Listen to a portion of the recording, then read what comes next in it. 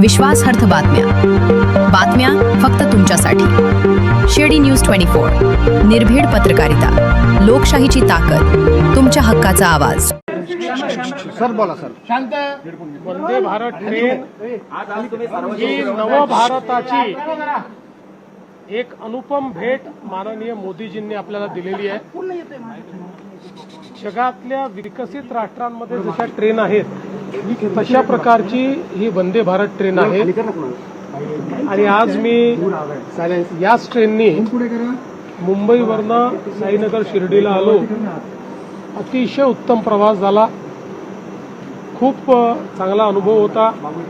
अनेक लोकांची भेटी झाल्या, रस्त्यामध्ये फाईलचं काम देखील करता आलं, त्यामुळे मला आजचा प्रवास अत्यंत लाभदायी वाटला। तुम्ही अनेकदा आव्हान करतायत मात्र स्वतः देखील त्याचं अनुकरण करतायत, काय वाटतं तुम्हाला? सगळ्यांना असं आहे की जेवढं अनुकरण करता येईल तेवढं प्रत्येकाने केलं पाहिजे। माझाही हा प्रयत्न आहे की जिथे जिथे शक्य आहे त्या ठिकाणी आपण माननीय प्रधानमंत्री मोदयांनी जे काही आव्हान केलं आहे त्या आव्हानानुरूप आपण काम करावं, कारण आपण केलं तर लोकांना देखील करण्याची एक इच्छा तयार होते। तोच माझा प्रयत्न आहे। भक्ती पाठोपाठ कुठेतरी महाराष्ट्राच्या ग्रामीण भागामध्ये पेट्रोल डिझेल मिळत नाहीये, रांगा लागत आहेत आणि कुठेतरी या संदर्भात मी कालच सगळ्या जिल्हाधिकाऱ्यांना आणि विभागीय आयुक्तांना सूचना केलेल्या आहेत। त्या ठिकाणी शेतकऱ्यांना जो काही डिझेल लागेल ते उपलब्ध करून द्या, पण शेतकऱ्यांच्या नावाखाली जर कोणी साठेबाजी करत असेल तर त्याच्यावरही लक्ष ठेवा, कारण काही भागांमध्ये अचानक 20 ते 30% डिझेलचं मागणी, पेट्रोलची मागणी वाढल्याचं दिसतंय।